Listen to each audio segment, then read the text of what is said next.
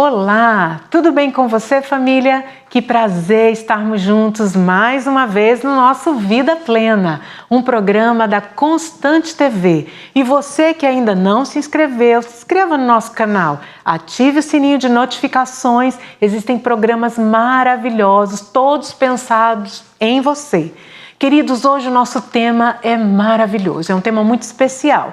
Hoje nós conversaremos um pouquinho sobre o TEA. Mas o que é TEA? O TEA é o transtorno do espectro autista. Nós vamos entender como se chegou a essa nomenclatura, vamos tentar entender como é possível diagnosticar e entenda, uma das propostas do Vida Plena é também trazer respostas ao seu coração. Quem sabe você percebe algumas nuances em um filho, em um sobrinho, em um parente ou em um amigo, mas às vezes tem receio de procurar, até porque quem procura acha, mas quem acha encontra respostas. E é isso que nós pretendemos aqui. Gente, hoje as nossas convidadas são maravilhosas. Deixa eu apresentá-las a vocês. Nós temos aqui conosco hoje a querida Thaís Amorim, que é fonoaudióloga. Ela é especialista em autismo e em intervenções precoces. Seja bem-vinda, querida Thaís. Muito obrigada, é um prazer estar aqui no programa Vida Plena, com todas as colegas e compartilhar um pouquinho desse conhecimento do autismo, Delícia, delícia. Gente, tem mais. Está conosco também a querida Marielle Tinoco. Ela é terapeuta de casais e família, é especialista em inteligência emocional e também é conselheira. E tem algo de muito especial na querida Marielle, que é o Benjamin. Não é isso, Marielle? Bem-vinda, querida. É um prazer estar neste lugar, é um prazer muito emocionante também de participar desse momento junto com as colegas aqui, o seu convite, Tatiana, participar desse programa, que confesso que eu descobri esse programa, não sabia. Olha que Vida maravilha. Plena. Então, e poder compartilhar com todos vocês a nossa experiência de casa com o meu querido bem. Excelente, perfeito, mas queridos, não parou ainda não. Olha que delícia, que tal o programa hoje? Hoje nós temos aqui também a querida Manuela Silva, neuropsicopedagoga, especialista clínica em autismo e em educação especial e também especialista na ciência ABA. Não é isso? Bem-vinda, Manu! Olá, tudo bem? É um prazer estar aqui no Vida Plena. Meu rostinho já é conhecido aqui na Constante TV, porque eu sou a tia Manu do programa Geração Kids. Então, delícia. Hoje eu estou aqui no Vida Plena para falar um pouco das minhas perspectivas profissionais. Que delícia! E vai trazer muitas informações importantes para você que nos assiste. E para fechar esse time de excelência, está aqui conosco também a querida Hanna Raquel, que é psicóloga infanto-juvenil, é especialista em autismo, psicopatologia e terapia cognitivo-comportamental. Bem-vinda, querida Hanna. Obrigada, é um prazer estar aqui. Eu estou muito feliz pelo convite e espero muito contribuir com o meu conhecimento e com a minha experiência também de mãe atípica. E ela vai já começar explicando para nós e para você que nos assiste o que é ser uma mãe atípica, Hanna. E aproveitando o ensejo, o que é o TEA? Vamos lá? Sim. Então, o TEA ele é uma condição comportamental que apresenta prejuízos para o indivíduo, seja no aspecto de socialização, seja na questão da linguagem, verbal ou não verbal. Esse indivíduo ele apresenta movimentos repetitivos. Gosto muito de falar na prática o que são esses comportamentos, Excelente, Porque um adulto, para ele se regular, ele passa a mão no cabelo algumas vezes, ele balança o pé. E uma criança com TEA, ela pode apresentar movimentos como flapzinhos com as mãos, pular constantemente. Andar na ponta dos pés, Anda na ponta dos pés. Apresentar uma rigidez cognitiva, que é aquela questão de não conseguir resolver um problema daquela caixinha ali, e ali apresentar uma rigidez e até uma inflexibilidade também.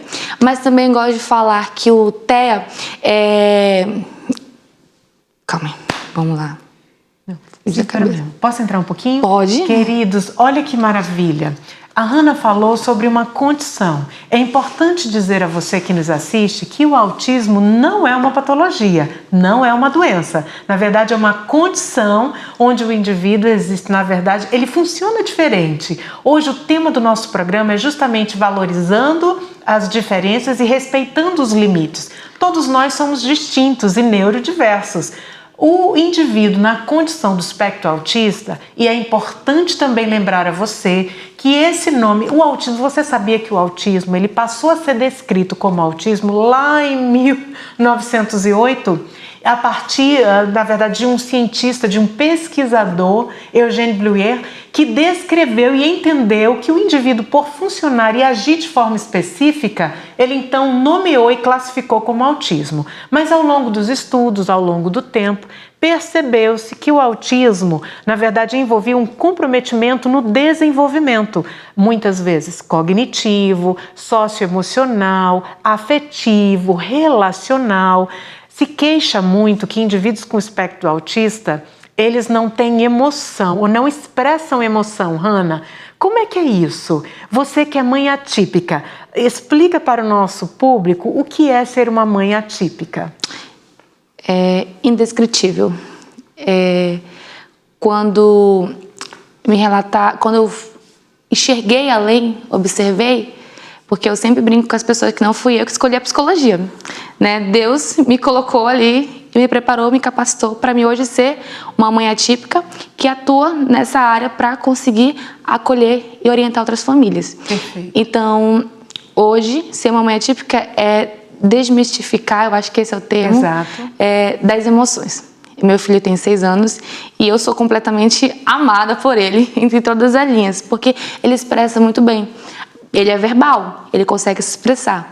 Mas eu também tenho pacientes que são não verbais. E eu consigo também enxergar e entender esse amor através de um gesto, através de um comportamento. Eu tenho um paciente que, quando ele dá o horário dele na minha terapia, ele se joga no sofá porque ele sabe que a tia Hannah vai lá com ele. Que delícia. A tia Hannah vai expressar a saudade de você, que bom te encontrar. Então, acabo desmistificando essa questão de que o autismo não tem emoção. Maravilhoso. Eles expressam muito bem. Perfeito. Querido ouvinte, mãe atípica é exatamente aquela mãezinha que foi presenteada com uma criança, um ser especial, que possui algum nível de comprometimento ou dificuldade. E nesse caso, a querida Hannah, que é psicóloga clínica especialista em autismo, recebeu o presente de ter um filho com TEA. Como foi isso para você, Hannah? Como foi perceber que você, enquanto psicóloga, que trabalha a ciência do comportamento, como foi que você se deparou com essa notícia, essa compreensão? Como é que foi isso para você e para sua família? A minha história começa em 2015, quando eu tive a oportunidade de fazer estágio no André Vidal. Eu acho que é da escola municipal, sabe de onde estou falando. E ali eu consegui trabalhar com crianças nível de suporte 3. Daqui a pouco a gente pode comentar mais. E eu tive essa experiência. Então, em 2017, fiquei grávida e Gabriel, ao nascimento, já mostrou um comportamento atípico. Ele não respondia aos estímulos sonoros, né? Não respondeu, foi reprovado, teve que fazer exame. Então, Gabriel nunca se assustou com barulho de porta. Gabriel era uma criança, um bebezinho que deixasse ele lá quietinho, ele ficava. E, uma caixinha ali acendeu na nossa família. Eu tenho uma rede de apoio, minha mãe é professora, minha mãe também compreende um pouco de desenvolvimento infantil. Perfeito. E a gente começou a observar. Gabriel sentava em W, Gabriel teve regressão na fala, que foi um fator super importante para a gente no diagnóstico dele. Gabriel perdeu habilidades que ele tinha adquirido. Aos 2 anos, eu anotava todos os marcos de desenvolvimento dele. Isso é tão importante. Olha a dica, queridos. E foi muito importante acompanhar a caderneta de vacinação dele, para mim observar o desenvolvimento dele. Perfeito. E foi ali que eu percebi que existia um atraso. Gabriel tinha muito baixo contato visual, Gabriel não olhava pra gente, Gabriel tem um hiperfoco, o hiperfoco dele até hoje não mudou, ele é apaixonado pelo Sonic, então não mudou desde que ele era bebê. E a gente foi percebendo, fui pontuando. E quando eu cheguei com o neuropediatra aos 2 anos, eu falei, doutor, eu percebo todos esses atrasos no meu filho. E ao mesmo tempo veio a pandemia, então assim, tudo para e a gente começa a fazer intervenção, estimulação, aponta aqui, aponta ali, ensina ele a apontar, ensina o Gabriel a ter a postura para sentar, ensina o Gabriel dizer, verbalizar o que queria naquele momento, porque ele só chorava, não sabia se expressar. Ele era muito complicado porque a gente virou coterapeuta deles. Certo. Então esse processo começou nessa situação. E aos 3 anos ele foi para a escola assim foi fundamental pra gente. Perfeito. Porque ele aprendeu com os pares, ele socializava com os pares. Então a gente tem coisas que eu consigo ensinar pro Gabriel e tem coisas que ele aprende na escola, porque ele está interagindo com outras crianças. Perfeito. Então foi de suma importância a escola pra gente. Passa a pandemia e a gente começa a observar um avanço, né, dentro do diagnóstico do Gabriel. Hoje o Gabriel tem 6 anos, estou muito feliz porque hoje ele está lendo, né, ele lê tudo. Tem que ter muito cuidado com o celular, porque se você for dar uma mensagem, ele vai ler para você. Ele adora conversar. E agora aos 6 anos também ele foi diagnosticado com TDAH. Ok. Então, assim, nosso processo começa todo lá atrás. Quando eu, em 2015, quando eu fiz um estágio.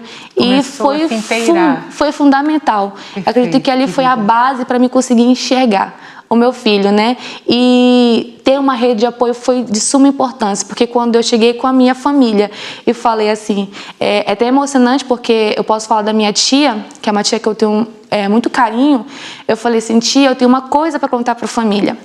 O Gabriel fechou o diagnóstico para autismo. E ela falou para mim, assim, até a voz ficou embargada. Ela falou, minha filha, a gente já sabia. A gente já sabia e nada muda. A gente ama o Gabriel como ele é. E pelo que ele representa na nossa família. Perfeito. Se eu puder ter o espaço agora de falar, sim, Gabriel, ele é a motivação da minha família. Que bênção. Tanto dos bisavós como dos avós. A minha família, por parte materna, inclusive abriu um instituto em prol do Gabriel, porque a gente percebia a dificuldade não só nossa, mas como também do Gabriel de conseguir terapias. Sim. Que é muito difícil conseguir, é um custo, é um gasto. Então, assim, a gente tem um instituto que é em prol do Gabriel. E aí, um dia desse, a gente participava de uma corrida, no mês de abril, da conscientização. Sim, exato. E eu fiquei muito emocionada, porque eu olhava o Gabriel correndo e eu olhava a minha família, todo mundo de azul, com placa engajado ali, na conscientização do autismo. E hoje a minha família, se você perguntar, na minha família não tinha ninguém com TEA, não tem, né? Então, se você chegar na minha família e falar o que é o autismo, as pessoas vão dizer, é o Gabriel. Que coisa então, linda. Ele é o que todo mundo chama, né? É o nosso anjo azul. Que lindo, meu amor. Olha que lindo e importante. Na verdade, o transtorno do espectro autista, existe uma condição poligenética.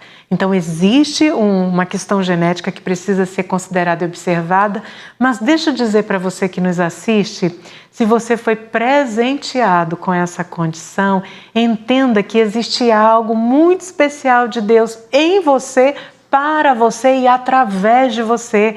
Quem sabe, através de você, outro Gabriel ou Benjamin podem surgir, podem abençoar tantas famílias, podem alcançar pessoas que estão em busca de, na verdade, caminhos a seguir. Existem pessoas que não é apenas o receio, queridas, de entender ou se perceber numa condição como essa, mas o que fazer? Quem procurar? A Hannah, enquanto psicóloga, falou sobre os níveis, Hannah. Então, diz pra gente quais as atualizações e mudanças que houveram no DSM-5 e no CID-11 acerca do espectro autista, por favor. Sim, antigamente a gente podia categorizar com nível leve, moderado e severo. Né? Então, atualmente teve uma revisão e o CID, que era o 10, agora virou o 11. Sim. E a gente agora coloca como nível de suporte. Perfeito. 1, 2 e 3. Aproveitando o ensejo, hoje meu Gabriel é nível de suporte 2. Que benção. E aí também tem mais uma informação muito importante no CID-11, que é também categorizado como pacientes com deficiência intelectual ou não, ou com comprometimento na linguagem funcional também. Perfeito. Então, isso é muito importante. Foram essas alterações que ocorreram no CID-11. E que às vezes as pessoas não entendem muito, mas nem sempre o nível de suporte 1 é 1, o 2 é o 2 e o 3 é o 3. Sim. Né? Eu costumo dizer que cada autista, ele tem uma especificidade. É verdade. Eles são únicos. É um transtorno, é uma variável. Então, assim, cada paciente ele é único, ele é individual. Perfeito. E por isso, querido, saiu da condição de autismo para espectro do autismo. Na verdade, a palavra espectro, ela abrange uma variedade, uma diversidade enorme e sintomática. Então, é muito importante entender que essa nomenclatura, a mudança aconteceu para acolher melhor, para dar um suporte melhor, então, não só à família, como ao próprio paciente. Então, falávamos aqui sobre a condição, a mudança da condição de autismo para espectro do autismo. Manu, o que você poderia acrescentar sobre essa mudança e essa condição e percepção do espectro do autista? Trazendo o ensejo da fala da Hannah, psicóloga, é importante salientar que antes nós tínhamos o transtorno de desenvolvimento global, Exato. Que era o chamado TGD. Então, com essas mudanças do DSM-5, né, que passou DSM-5, agora nós temos uma nova atualização, que é o DSM-5-TR. Então, o autismo que antes considerado, acho que muitas pessoas ainda têm um pouco de informação relacionada ao ASPED, né? Perfeito. Então, o transtorno do espectro autista, que era considerado ASPED, ele passa a ser autismo nível 1. Leve, exato. Né? Ele entrou dentro dessa questão do espectro do suporte ao autismo nível 1, que Perfeito. com essas mudanças e atualizações do DSM-5, nós não temos mais o ASPED, né? Ele se enquadrou dentro do espectro. E é interessante ressaltar, Tatiana, que a palavra espectro em si, a definição de espectro é oculto, né? Tudo aquilo que a gente não consegue mensurar. Por isso, essas variações, né? Essa diversidade, essas variações dentro do transtorno do espectro autista. Que brilhante, olha que maravilha. Você sabia que o Asperger, o nome Asperger vem de Hans Asperger e justamente antes, não é, Manu e não é, queridas, era visto como um autismo de alta performance, ou então aquele indivíduo de alta funcionalidade. E os manuais descrevem nível 1, 2 e 3 no que diz respeito à necessidade de acompanhamentos e cuidados, tanto multiprofissionais como interdisciplinares, como suporte, aquilo que a querida Hannah falou de rede de apoio. Nós não somos ilha, precisamos e interagimos, precisamos, na verdade, interagir, precisamos do contato uns com os outros, não é isso? E antes, daqui a pouquinho chega o nosso intervalo, mas eu já gostaria de lançar uma perguntinha para a nossa querida fono, a Thaís. Como realizar a identificação precoce? Thaís, querida, falávamos nos bastidores que há um tempo atrás eu tive conhecimento e acesso a uma família onde o pai descreveu que percebeu algumas alterações, algumas mudanças comportamentais no filho. E quando chegou com a pediatra, ele disse que estava entendendo que poderia estar relacionado ao espectro autista. A pediatra, ao olhar para o pai, disse: não, fique tranquilo, que isso só pode ser diagnosticado com 2 ou mais anos de idade. Isso é verídico ou existe aí um equívoco? É possível haver um diagnóstico desde a mais tenra idade, mesmo enquanto bebê, querida Thaís? Houve um equívoco aí da doutora. Hoje em dia a gente consegue detectar o autismo com meses, né? Com Perfeito. 6 meses a gente já consegue observar alguns comportamentos, né? Todas as crianças, né, elas apresentam marcos de desenvolvimento, né? Que Brilhante. a psicóloga falou, e na caderneta elas vêm lá descrita bem direitinho. E a gente precisa conhecer esses marcos de desenvolvimento e seguir, acompanhar, né? Com 2 meses, o que o meu filho fazer, com 4 meses, o que é para ele fazer, porque assim a gente consegue saber se ele está, né, digamos que no padrão, né, seguindo o desenvolvimento normal, ou se ele está apresentando algum atraso. Então, quando a criança está mamando no peito, né, e aí não está olhando a mãe, não tem aquele contato, né, não aquela responde, carícia, não é? Né, a gente já percebe que tem alguma coisa. Isso daí pode alertar, né, levantar um sinalzinho de alerta, exato. Né? E é muito importante. Às vezes, quando a gente fica na dúvida, é melhor a gente buscar, a gente ir informações, atrás. Não é, querida? Porque é mais fácil a gente saber com quem nós estamos lidando. É né? fato. Então, aquela criança que com 4 meses você está chamando, você está fazendo sonzinho, e aí ela ainda não te olha, ela não busca aquele som, né? É um sinal de alerta também, porque Perfeito. Criança com 4, 6 meses já é para sinalizar, né, com sons. Né? Quando você chama a criança com 8 meses para 10 meses, você chama, né, sei lá, bebezinho, e aí ele não olha, ele não direciona para você, é um sinal de alerta também. Perfeito. Né? Então, assim, são comportamentos que a gente precisa ficar Estar atentos, não é? E com 1 ano já é para a criança estar desenvolvendo a fala, normalmente, né? Hoje em dia nem tanto, mas antigamente a gente se pedia muito para esperar até 2 anos para desenvolver a fala. Mas com 1 aninho a criança ela já está desenvolvendo a fala, ela já direciona mamã, papá. Não é uma fala correta, mas ela já tem uma funcionalidade ali no falar.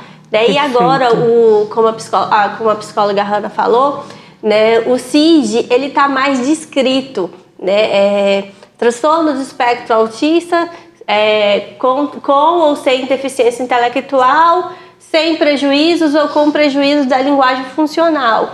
Né? Por que teve essa mudança? Para ficar mais fácil de entendimento para outras pessoas que estão vendo. Então, assim, se tiver lá sem funcionalidade de linguagem, eu sei que aquela criança ela está se desenvolvendo bem nas funções comunicativas.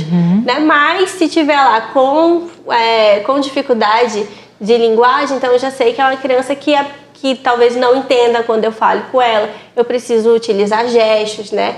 Fazer mais reforços. Então, tudo isso veio para ajudar a gente a fechar o diagnóstico. Por isso que hoje em dia nós temos maior número de crianças com diagnóstico, né? Perfeito. É uma criança a cada 36. Nossa, olha que dado significativo. E eu vou pedir permissão a você. Nós vamos para um breve intervalo, mas logo, logo voltaremos com mais. Fica com a gente. Olá, estamos de volta no nosso programa Vida Plena e você que é família querida, entenda que família é lugar de ser feliz. E aproveitando o ensejo, muitas famílias têm estado preocupadas, atemorizadas, algumas vezes têm perdido a esperança porque se veem diante de situações como o diagnóstico do TEA. E nós estamos aqui para desmistificar sim, muitos conceitos equivocados. Queremos dizer para você que se você teve o privilégio ou tem o privilégio de ser pai, mãe, o cuidador, desenvolve a maternidade. Maternidade é parir, querido. Maternagem é quem educa, é quem cria, quem cuida. Então, se você tem a honra de cuidar de uma criança que é portadora de qualquer necessidade educativa especial, certamente Deus vê em você um potencial que não vê nos demais. Então, vamos aproveitar e crescer juntos? Falávamos aqui no intervalo sobre a necessidade e a importância da estimulação precoce. Falávamos também, e aí eu quero dizer para você que é mamãe, hoje, com o advento, não é, de tantas questões relacionadas à globalização, né, a questão da IA, da inteligência artificial. Hoje, muitas vezes, quando nós vamos ao shopping, o que nós vemos? Famílias, cada um com seu celular e a criança no carrinho com o tablet no rosto.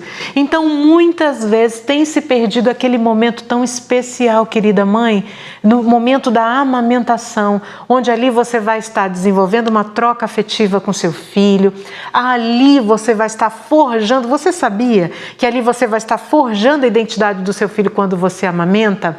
Com a pandemia, então com não apenas a questão do Covid, mas o aspecto pandêmico mundial e global, muito se perdeu nessa construção. Por quê? Porque usávamos a máscara. E com a máscara nós não reconhecíamos. Então, como construir uma identidade em um sujeito? Por isso, não perca a oportunidade. Se você amamenta, olhe para o seu bebê, converse com ele, diga o quanto ele é amado, o quanto ele é especial. E foi exatamente assim que uma mãezinha percebeu que havia algo que precisava, na verdade, de um olhar mais específico. Nós estamos aqui também dizendo a você que a importância do diagnóstico não é para rotular o seu filho ou a sua criança ou o seu familiar. A importância de se ter um diagnóstico é para saber o que fazer, como cuidar, como promover esses cuidados e que tipo de necessidades o seu filho, sua filha, seu bebê, seu parente precisa nesse momento. A Hannah falava de uma paciente onde a mãezinha exatamente percebeu no momento da amamentação que o bebê não trocava o olhar, não respondia ao olhar da mãe. Como é que foi isso, Manu? Então, é um paciente em comum, meu e da psicóloga Hannah. Era uma mãe que já tinha 2 filhos E quando ela me procurou, eu comecei a atender ele bem novinho. E ela me disse, Manu, uma das identificações que eu fiz com a criança é porque eu já tive 2 filhos, eu tive experiência de amamentar. Perfeito. E uma delas foi que, durante a amamentação, ele não mantinha esse contato visual. Ele não me olhava, né? Nós estávamos... E aquele é um momento ali mesmo de trocas troca, né? afetivas. Da mãe com o bebê. E ela disse, durante a amamentação, ele não me olhava nos olhos, igual os irmãos dele faziam.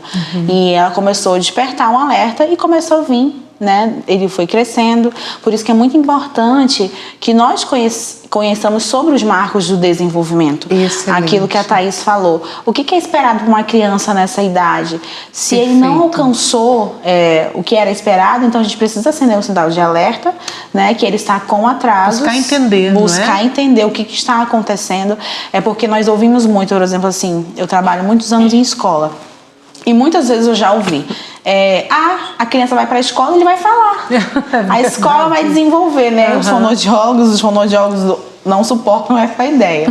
E é o que eu sempre digo, a escola não tem essa função de desenvolver a fala da criança.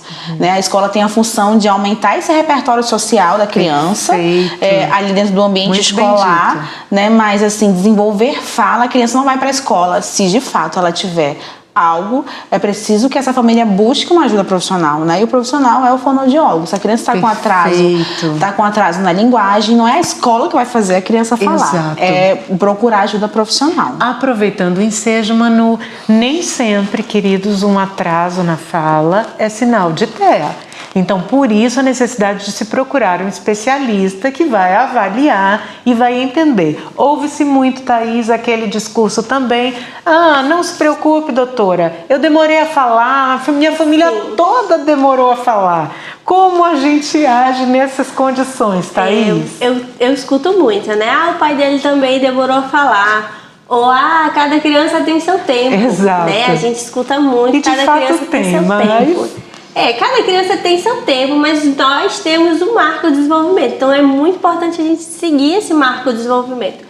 Porque quando apresentar algum atraso, né, alguma dificuldade, a gente vê que os nossos filhos estão com alguma dificuldade, com algum atraso, é muito melhor a gente já iniciar uma intervenção. Perfeito. Já procurar um profissional capacitado, habilitado, né, que seja da área, para estar trabalhando e desenvolvendo aquela criança. Porque o que eu penso? Se eu deixar, né, a minha criança hoje está com atraso no andar, depois vai estar com atraso no falar, então vai se acumulando coisas para a gente trabalhar. Comprometimentos, né? Isso. Então, quanto antes eu detectar algum atraso, alguma dificuldade e puder intervir, e eu intervir, é muito melhor. Até para aquele profissional, né, que se eu chegar lá, aí já era para ele estar começando a desenvolver a fala, mas ele só tá balbuciando, né, mas já era para estar formulando uma frase de 2 ou 3 palavras, né, o que eu posso fazer?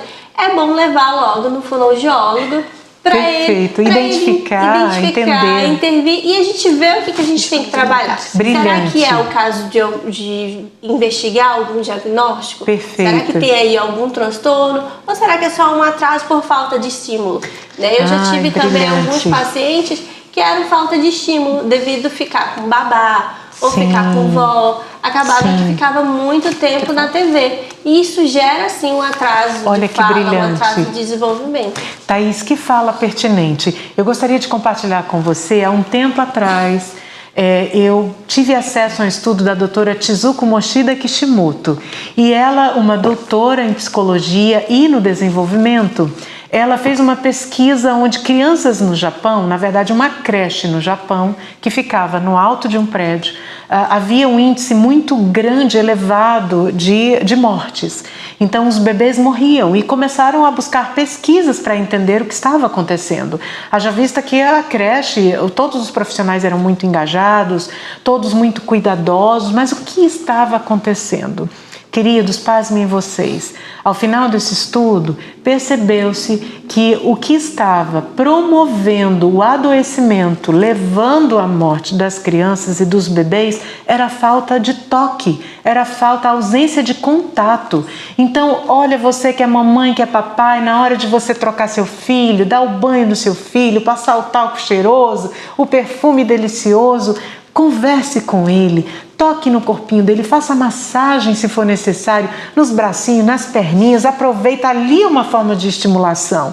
Então ali você aproveita e nomeia. Agora a mamãe está massageando o bracinho do Gustavo, agora a mamãe está massageando a perninha da Maria Alice. Então você conversa com seu filho, você nomeia as partes do corpo, você ali está forjando um ser, entenda. É um momento rico, precioso. Falávamos também sobre essa questão das telas, como as telas influenciam e roubam essa presença.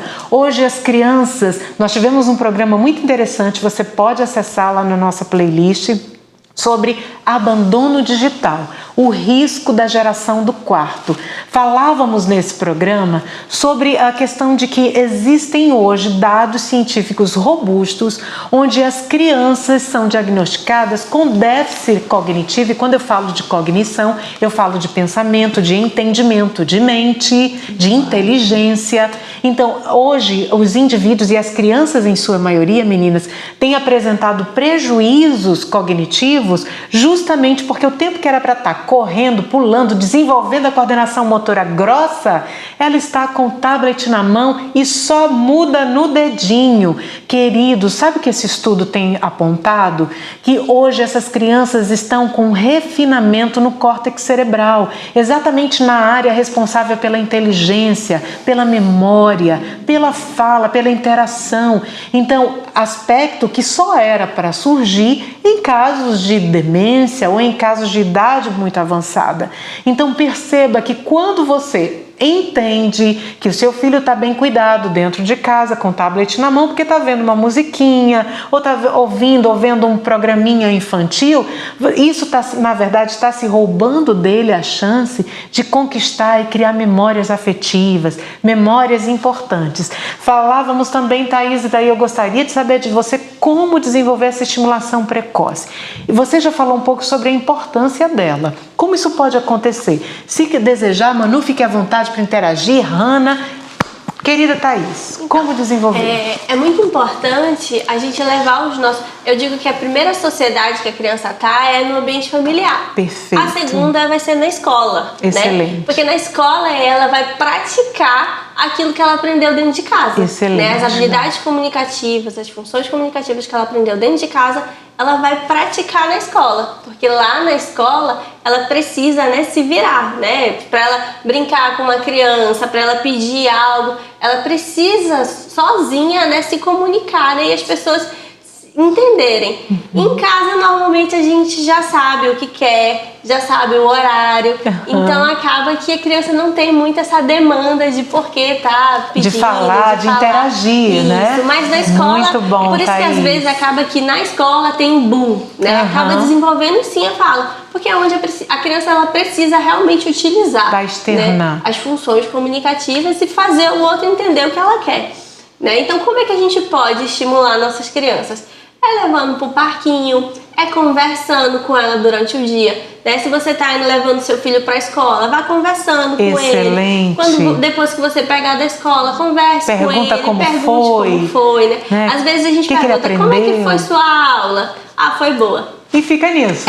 Mas pergunte assim, como é que foi a sua aula? O que teve na sua aula que você foi mais fez? gostoso? O que você comeu Qual foi que foi a parte gostoso? mais importante da aula que de delícia, hoje? Teve alguma gente, coisa delícia. que lhe chateou? Porque acaba que isso daí você vai diminuindo mais e ele vai... estreitando a relação. E ele vai explorando mais um pouquinho essa fala, né? Excelente, Thaís. Pra você ter uma comunicação mais efetiva.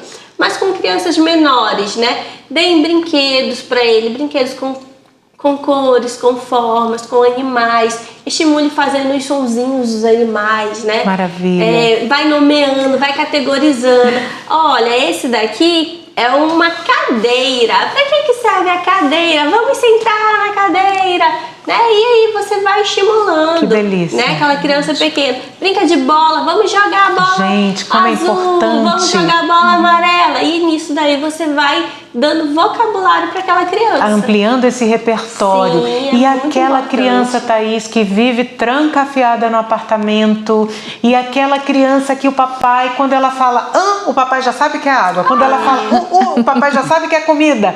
Como orientar esse papai, essa mamãe, esse vovô, essa pessoa que cuida desse pequeno a não fazer isso. Nomeie as coisas. E aquela fala erradinha, gente, vamos convir. É uma delícia ouvir, não? Tem que dizer, é muito gostoso quando fala erradinho, mas como agir? O que é correto a se fazer, Thaís? Na minha anamnese, né, no primeiro contato que eu tenho com aquelas famílias, eu gosto de perguntar como é que é a rotina da criança. Excelente. Eu gosto de saber desde o horário que ela acorda, o que ela come, qual horário que ela come, qual horário que vai brincar, o horário de almoçar, quem fica, quem sai de casa e que horas que volta, porque aí eu consigo saber como é que é a rotina daquela criança para poder orientar. Aquela Excelente. criança que fica muito com babá ou com vó ou fica muito em tela, eu peço pra gente organizar um pouquinho essa rotina e ter essa modificação. Perfeito. Porque não adianta também só levar pro fono ou só levar pra escola, né? É preciso ter uma mudança dentro de casa.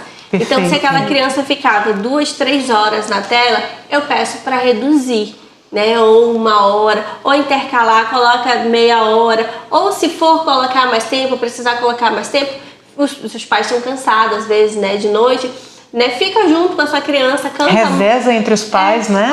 Canta. Se ele tá ouvindo uma musiquinha, um vídeo, interage, né? Tá vendo o desenho, interage. Olha, você viu que ele jogou a bola. Olha o desenho que ele tá fazendo. Ou vamos fazer também igual eles estão fazendo. Incentivando a repetir a palavra correta, não é? Um vídeo de música, né?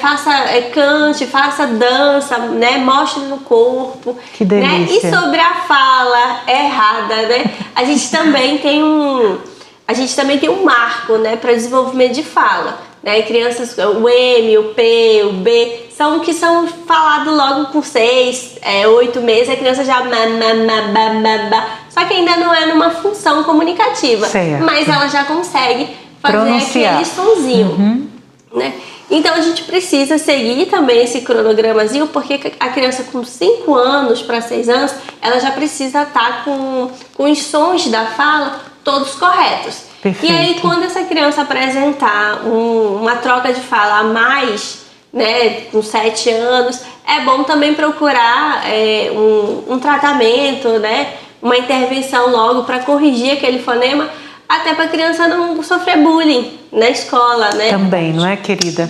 Nossa, como é comum você que nos assiste ouvir ou de repente, quem sabe, viver situações onde seu filho teve uma crise, desregulou, ele é TEA, de repente você não sabe disso, e quem está no entorno diz assim, nossa, que criança mal educada, esse pai não educa esse menino. Daí, queridos, também falamos sobre a importância multidisciplinar e interprofissional, né? Na verdade, interdisciplinar e multiprofissional. Então, como é necessário o olhar das especificidades, até porque, olhando dentro das especificidades, nós temos como desenvolver esse potencial que as crianças têm.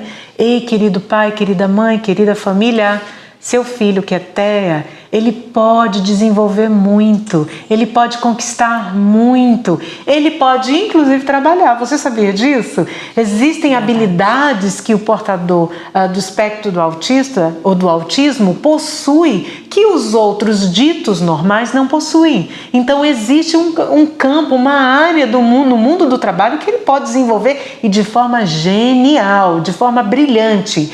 Querida, me fala sobre geralmente as necessidades, ou meninas, fiquem à vontade para interagir, sobre que tipo de especialidade geralmente se lança a mão. Lembrando a você que quando falamos de comorbidades, nós estamos falando de doenças ou patologias que se associam à condição do autismo. Por exemplo, a Hannah no início falou que o filhinho dela, o querido príncipe Gabriel, ele foi diagnosticado com TDAH. Para você que não sabe, TDAH é o transtorno de déficit de atenção com hiperatividade. Pode ser do tipo desatento, com ênfase na desatenção, ou do tipo hiperativo, ou até do tipo combinado. Algumas vezes também é muito comum um TEA ser portador de uma ansiedade generalizada, também ser portador do toque, que é o transtorno obsessivo compulsivo, por isso das repetições. É muito importante também entender, queridos, seu filho, sua filha, aquele querido que está com você que foi diagnosticado com TEA, precisa de rotina. Como a rotina faz a diferença na vida do portador do espectro, até porque ele precisa dessa organização mental. Mas nós vamos para um breve intervalo e logo logo voltaremos para conversar mais a respeito. Fica com a gente. Estamos de volta no nosso programa Vida Plena e hoje tratando de um assunto extremamente importante, extremamente relevante, valorizando as diferenças, respeitando os limites, e estamos tratando sobre o TEA, transtorno do espectro autista. Falávamos no intervalo, querida Manu, sobre a necessidade do apoio e das intervenções interdisciplinares e multiprofissionais. Fala um pouquinho a respeito. Então, a Thaís estava falando muito sobre essa questão da estimulação precoce. Né? Quanto isso é importante, fazer essa identificação para que essa criança, né, esse indivíduo, quanto antes você começar a intervir, melhor. Né? Então, assim, é muito comum que dentro do treinamento ali, da intervenção que você faz com autismo, uma das habilidades que a gente vai ensinar primeiro para a criança é fazer pedidos. Né? Ensinar a criança a apontar, ensinar a criança a fazer pedidos, porque isso faz parte da intenção comunicativa dessa criança. Maravilhoso. Porque às vezes nós falamos muito sobre autismo nível 1 de suporte, né? Mas e os autismo nível 3 de suporte? Exato, aquele que autismo, são os não verbais. Isso, Perfeito. Os não verbais, que eles não se comunicam, né? Que muitas das vezes existem aqueles comportamentos que nós chamamos de comportamentos interferentes, que são comportamentos autolesivos, ou comportamentos de agredir outros pares, né? Também de se machucar, né? Se agredir. E nós tivemos já pacientes, né, incomuns assim, e a gente vê que as famílias, elas têm essa questão do sofrimento ali muito intrínseco, porque é uma luta intenso, muito grande, né? Verdade, crianças com uma seletividade alimentar gigantesca, que não comem quase nada. Exato. Nós já tivemos pacientes, eu tive um paciente que ele só comia pizza. Era a única uma alimentação que ele tinha.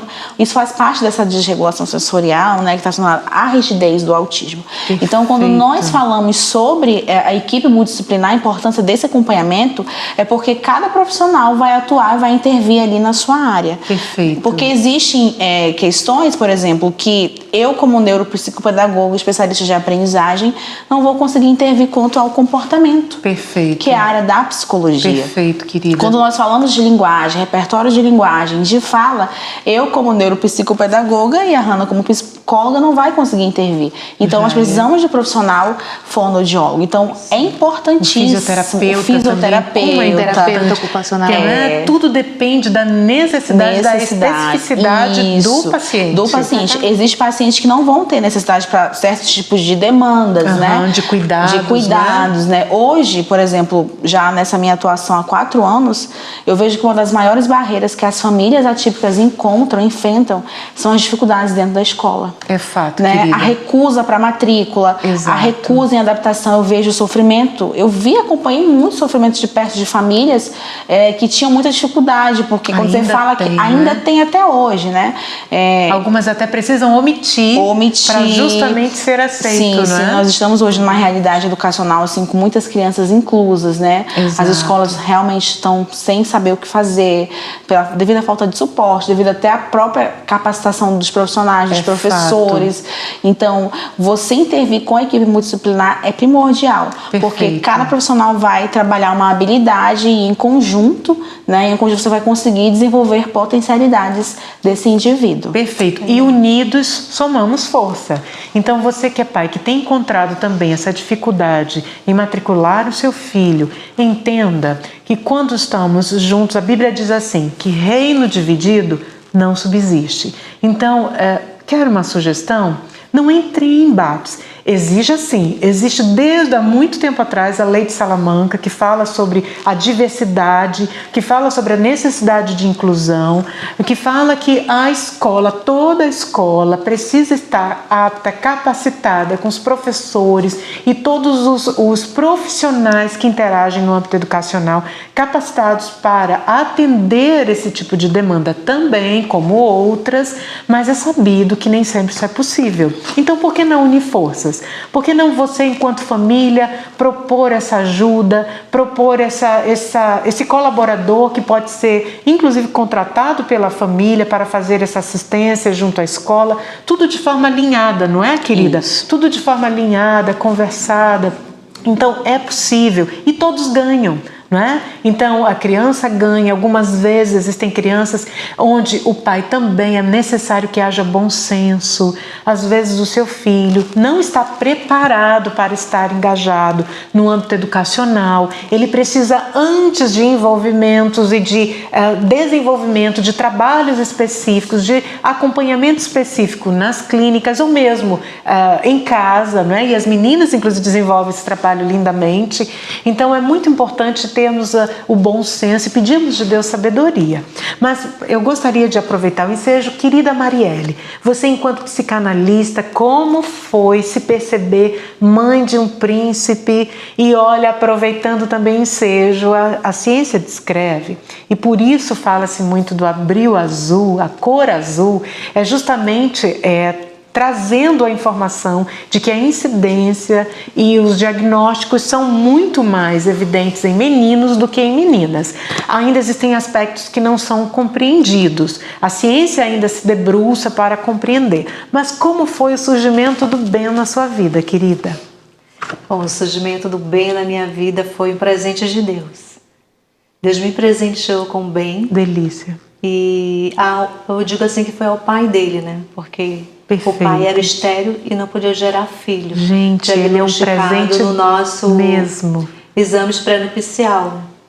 E de repente o Senhor nos presenteia com o Benjamin. Então o Benjamin ele veio num momento especial na minha vida. Mas nesse momento especial me trouxe muita aflição. Angústia, eu imagino. Porque eu já tinha um filho e foram 15 anos para mim engravidar novamente, né?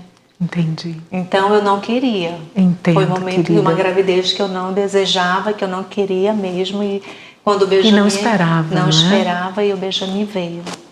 Passei todo aquele momento assim de aflição mesmo, depressão do início da gravidez até a vida do Benjamin. Até conseguir. Quando o Benjamin chegou, meus braços, eu não queria pegar o Benjamin, eu não queria tocá-lo, eu não queria... Então... Cuida você, então eu queria que o pai cuidasse, queria que o pai tomasse de conta, Sim. né? E para dar leite. Como é que dá que não tinha? Que amamenta, nossa. Isso, para amamentar, e ele chorava desesperadamente. Era o único menino no meio de muitas meninas onde nasceram. Então ele chorava muito, eu não entendia. Então, resumindo a situação, eu fui percebendo no toque de pegar ele, né? Os gritos, ele chorava muito, era um choro muito intenso e não parava, e eu não entendia se era, poxa, tá dodói, tá doente, tá com uma dor de cabeça ou algo assim, não. E porque não correspondia ao aconchego, não é? O acolhimento. Não correspondia, então para mim foi um momento muito difícil. Foi passando os meses, eu fui começando a observar situações nele, né? Amamentava, amava muito bem. Falamos aqui sobre o olhar, né? Realmente, eu sempre fui de pegar nas mãozinhas, de pegar na mãozinha, de passar a mão nos pés, no corpo. Então, eu recebendo um acompanhamento, um tratamento, eu tenho que vencer isso para me cuidar, porque ele precisa de mim. Perfeito, querida. Então, eu comecei a lutar contra o meu eu, as minhas vontades de rejeição, para mim poder cuidar daquele pequeno ser que precisava do meu acompanhamento, Perfeito, né? Querida. Então, passando os meses, o Benjamin começa a se alimentar, uma alimentação diferenciada. E ele não recebia nada. Ele não comia nada. Nossa. Nem aceitava leite, ele nunca pegou mamadeira. Copos, assim, nem nada disso. Então era muito difícil para oferecer uma alimentação para ele só no peito. E eu amamentava e já estava emagrecendo muito, porque não pegava e ele precisando de outros nutrientes. Nossa, que desafio. Então a pediatra começou a observar e disse que tem alguma coisa, vai tentando papinha, vai tentando as papinhas industrializadas, comprava fruta e tentava, nada ele aceitava, tudo ele engasgava. E eu não entendia, levava de novo na pediatra. Problema na garganta? Não tem. Por que ele engasga? Por que tudo que vai ele quer vomitar. Essa dificuldade sensorial, reflexo, não é? Não aceitando. Exatamente. Não aceitava. Então foi levando aquele tempo até que aí coloquei o mingau. Fui colocando mingau, Mucilon, a alimentação dele era de Mucilon, mas não tomava o leite. Era um Mucilon, mas o leite ele era intolerante à lactose. Fui descobrir isso depois de ele com os 6 anos que eu descobri que todo o processo dele de problemas aí veio acarretando vários problemas de saúde, eu não sabia, né? Então era um desafio, todo mês era um desafio com a pediatra. Ele não come isso, ele não aceita. Veio os primeiros passinhos, todos na ponta dos pés. Sim. Caminhava nas pontas dos pés. Agora tinha algo que era admirável, eu colocava ele no canto, tudo, ele era muito comportado. Sistemático. Não quebrava nada, muito disciplinado, nada. Se eu falasse, ele tem brinquedo até de quando ele era bebê, inteiro, novinho, até hoje. Perfeito. Então foi um acompanhamento e foi um desafio. Então eu comecei a buscar o quê? Fui buscar leituras, na leitura, fui buscar livros, comprando revista, e eu disse, não, tem alguma coisa estranha. E quando meu pai percebeu ele andando, ele dizia assim, ele falou, meu pai já faleceu, e ele disse assim, tem alguma coisa estranha nele, ele anda na ponta dos pés, esse menino vai ser bailarino. Ele falava. Aí meu pai chegou, sentado no sofá, e disse assim, leva ele no ortopedista. E realmente colocava, e ele não pisava no chão, ele não tocava, não pisava na areia, nem na grama, ele não aceitava a grama, nada disso. E era todo o tempo com a camisetinha ali, não se sujava, todo mesmo. Ele tinha muita questão sensorial. Muita questão sensorial, acabei de finalizar para a doutora Manuela. Toque, a gente percebe na alimentação, do engasgo. Vai ver como uma criança pequenininha, porque 6 meses que você começou a dar alimentação, na introdução alimentar, ele já tinha aquele, já era uma questão sensorial aí alertando. Isso mesmo. E eu não entendi quando Agora eu comecei a ler, né? fui pegando nas revistas e fui pesquisar. Veio o desejo de fazer psicologia. Eu vou fazer psicologia, mas eu não podia. Aí eu abri mão. Aí entra a minha vida. Eu abri mão de tudo para mim cuidar do Benjamin. Que lindo. A primeira pediatra, a doutora Beatriz, quando olhou, disse assim para ele tem algo especial. Mas eu fui deixando, eu fui levando, porque o pai dele não aceitava muito, ele dizia assim, não, tem alguma coisa, o Benjamin é autista. E eu comecei a ler. Quando eu fui lendo e buscando conhecimento em cima da situação, eu percebi, eu digo, meu filho é especial. E agora, como é que eu vou lidar com essa situação? Foi quando eu abri mão da minha vida mesmo, de tudo, para fazer a faculdade, para fazer todas as coisas para mim tomar conta do Benjamin. Agora, era uma dependência até hoje. Gente, ele está com 18 anos. Um homem lindo. É uma dependência de mim o tempo todo. Isso é muito importante salientar que hoje o diagnóstico em adultos, existem muitos adultos que estão fechando diagnóstico de autismo. Exatamente. Porque dentro disso, eu e a Thaís, nós damos um curso e nós falamos sobre o masking, que é o mascaramento, que é aquele indivíduo adulto que muitas vezes cresce com esse mascaramento de autismo, até porque ele tem ele se esforça para estar inserido ali naquele contexto social, né? E muitas das vezes ele é autista e não sabe. Então, quantos indivíduos adultos estão fechando diagnóstico de autismo? Sim. E estão em sofrimento emocional, É interessante porque recentemente eu consegui diagnosticar uma paciente com 15 anos e ela tinha todas as características. A preferência dela era por amigos atípicos porque ela se incluía nesse meio, ela se enxergava nesse meio. E ela chegou, um dia que ela foi comigo pela primeira vez, ela falou, eu vou vir aqui, é a única vez que eu vou nesse lugar, não volto mais. E aí eu tive que vincular aquela paciente, né? E a gente conversava agora terça-feira, ela falou assim, Hannah, como foi importante, né, aquela recusa para me estar aqui hoje. Então, assim, quando eu entreguei para ela o nosso relatório psicológico, que lá apresentava a análise, tudo direitinho, bonitinho, ela falou assim, eu precisava disso. Eu me achei. Eu me encontrei. Eu não sou estranha. Que maravilha. Que as pessoas julgam ser estranha. Eu tenho as minhas particularidades. Sou diferente. E aí, eu sou diferente. Aí ela brincou. Eu falei, e aí? Foi tanto que quando a gente recebeu esse documento, né? Foi no dia 2 de abril. E eu falei, nossa, que privilégio tô te dando. Ela ficou muito feliz, ela me abraçou. E ela não gosta de abraço, mas nesse dia eu tava tão feliz que ela me abraçou. E ela falou assim, Hannah, muito obrigada. Próxima terapia, nós encontramos, ela falou assim, tu nem sabe. Fui contar para meus amigos e não foi surpresa para ninguém, porque eles todos já sabiam, só precisavam dessa confirmação. Porque assim, antes dela chegar comigo, ela falou assim: Hannah, parece que eu tenho TEA, eu tenho todos os sintomas, mas por todos que eu já passei, eles me dão toque, eles me dão ansiedade, eles me dão depressão, mas até de personalidade, questão de personalidade deram pra ela. Transtorno de personalidade. E ela falou assim: mas eu não me encaixo, eu tenho 15 anos, eu já li muito, eu não me encaixo. Mas ela não olhava pra mim, ela baixava a cabeça assim, ó. Então assim, eu falei: então deixa eu ressignificar a tua vida, a gente pode começar tudo novamente. Perfeito. Ela falou: por favor. E aí daí a gente começou a investigação. Aí eu fui lá com a mãe dela, eu conversei com a mãe, conversei com o pai, fiz orientação, busquei. E aí na infância, uma das características que ela aprendeu a ler com 3 anos, já tinha uma alta habilidade. Olha só. Colocando Já tinha aqui a situação do Ben, quando ele foi para a escola, com 3 anos ele já conhecia as letras, ele Olha sabia só. ler. Então ele teve depois na escola, quando a professora me chamou, a psicopedagoga chegou e disse assim: o teu filho é especial, ele é autista. Eu disse: não, ele não é não. Eu já sabia, ele não é não. Eu estava aqui com medo de ele não ficar na escola. Aí eu disse: não, ele tem que ficar. Aí ela foi conversar comigo, ele disse: não, mas ele é muito inteligente, ele tem aqui uma inteligência muito altas nós habilidades. vamos fazer um teste para ele passar por fazer o primeiro ano. Ele estava no 3º jardim. Eu disse: não, eu quero que ele continue no 3º jardim mesmo, porque senão lá na frente ele pode travar. Digo: deixa ele ir passo a passo, eu não quero impedir nem o passo a passo dele. Foi. E ele sempre falou perfeitamente. Sim, é impecável. E a gente tem que ter, a gente tem essa que, quanto profissional, a gente tem que ter muito cuidado, um olhar diferenciado. Sei que aquela criança está muito atrasada, ela está muito na frente. Exato. A gente tem que ter esse olhar. E a questão que eu sempre gosto de falar para meus pacientes, até para os pais do paciente: não presumam a competência do filho de vocês. Perfeito. Eles têm competência. Sim. Aí, algumas crianças precisam ser estimuladas, elas precisam.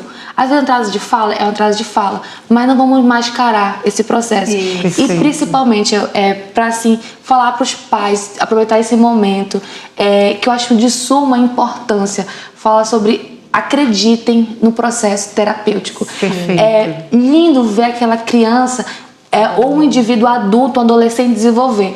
Hoje eu atuo na área não tanto como a doutora Thaís, né, como intervenção e estimulação precoce. Eu trabalho com adolescentes, jovens de 24 anos, que não entendem o processo do que é o autismo, o que é o TEA. Então a gente trabalhar esse processo até eles entenderem também quanto é difícil. Então eu acho muito importante falar para as pessoas acreditar no processo terapêutico, a família acreditar nos terapeutas. A gente fazer uma orientação agora à tarde, a doutora Manuela, nosso paciente que é multidisciplinar, para os pais acreditarem no processo terapêutico. Não, eu gosto de brincar que não é de pirona, Doril, tomou, sumiu. É um processo que agora é lento, mas vai ter resultado lá na frente. Exato. É por isso que é tão importante a intervenção e estimulação precoce. Nós estamos falando de neuroplasticidade, estamos falando de um cérebro que está ali pronto para ser modelado. Por isso que é importante, mas eu também gosto muito de trabalhar com adolescentes, porque eles também precisam ser identificados, eles precisam ter alguém para trabalhar os pensamentos intrusivos, eles se perceberem, porque eles são diferentes. Na escola eles sofrem bullying. Para onde que eles vão direcionar? Para onde eles vão colocar esse propósito? Então, eu acho muito importante trazer essa fala do indivíduo na sua totalidade, se enxergar quanto autista. Perfeito. Uma situação que eu coloquei, eu vou colocar aqui assim: o Ben foi um desafio muito grande na escola.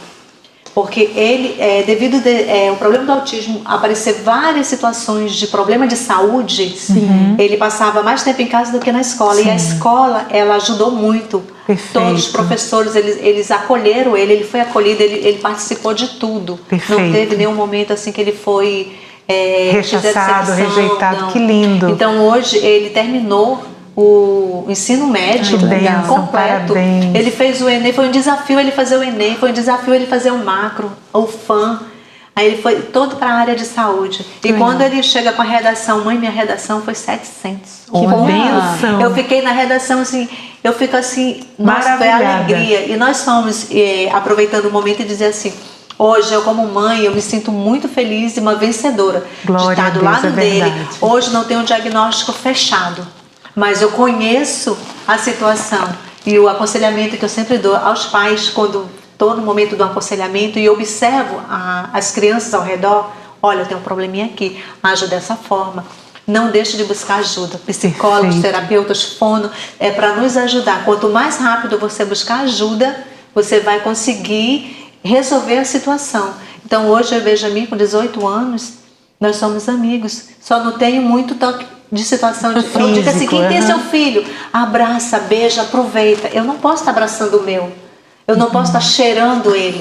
Aquele beijo na cabeça aqui, e ele já sente cômodo, porque ele não toque de mão, né?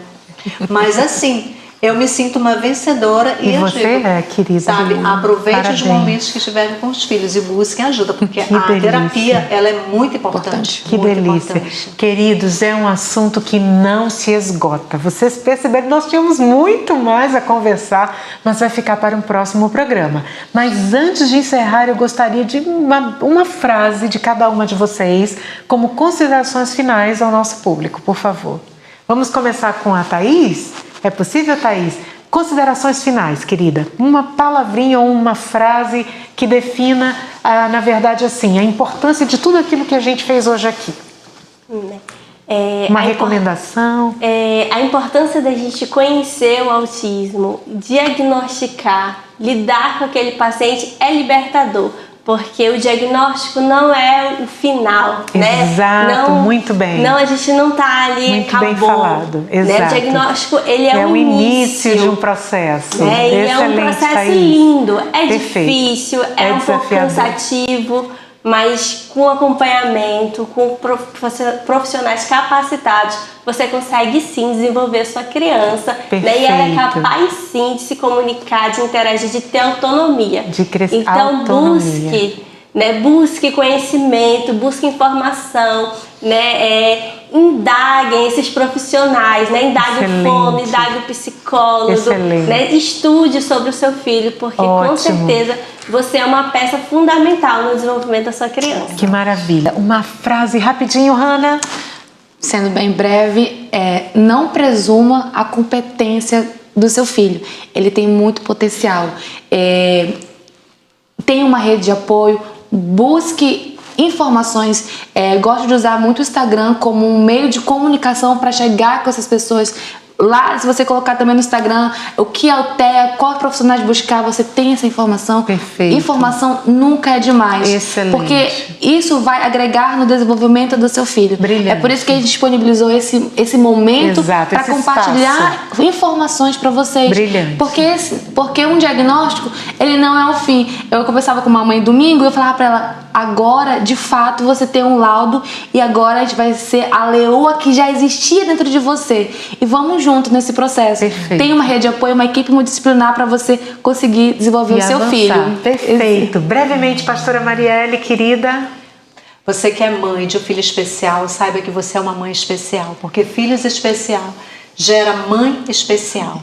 Então, ame, abrace, beije, cuide, leia, faça uma leitura do seu filho, da sua filha, de quem estiver ao seu redor e procure ajuda, porque isso é muito importante. É o primeiro passo que você dá. Profissionais, nunca deixe isso só para você, porque pensa que uma escada, ela é chegada ao topo, degrau por degrau. Perfeito. E você é uma vencedora se você fizer isso. Perfeito. Querida Manu, considerações. O que eu costumo falar nos cursos que eu dou juntamente com a Thaís, que nós precisamos olhar além do diagnóstico. Porque nós temos um indivíduo ali, muitas vezes a gente se prende ao diagnóstico e acha que aquilo é o fim do mundo. Então, nós precisamos olhar além do diagnóstico.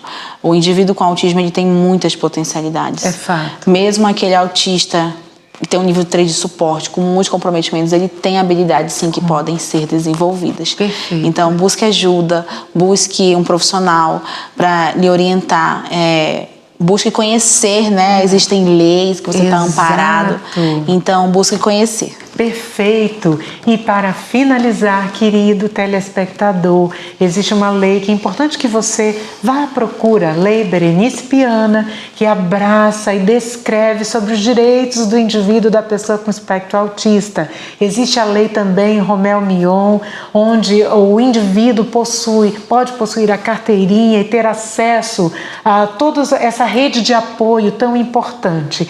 Queridos, e nós gostaríamos de concluir esse momento lembrando a você que Deus tem pensamentos de paz a seu respeito. Existe um Deus todo-poderoso e soberano que ama você profundamente. Você não foi punido e você não está sendo punido ou punida por ter um filho especial. E eu coloco essa condição de especial, não no sentido patológico, mas no sentido de que ele possui uma condição de diferença, né? E essa diferença, todos nós somos neurodiversos. Então, lembre-se, você é grandemente abençoado, você é altamente favorecido e você é profundamente amado. Que Deus te abençoe e até a próxima.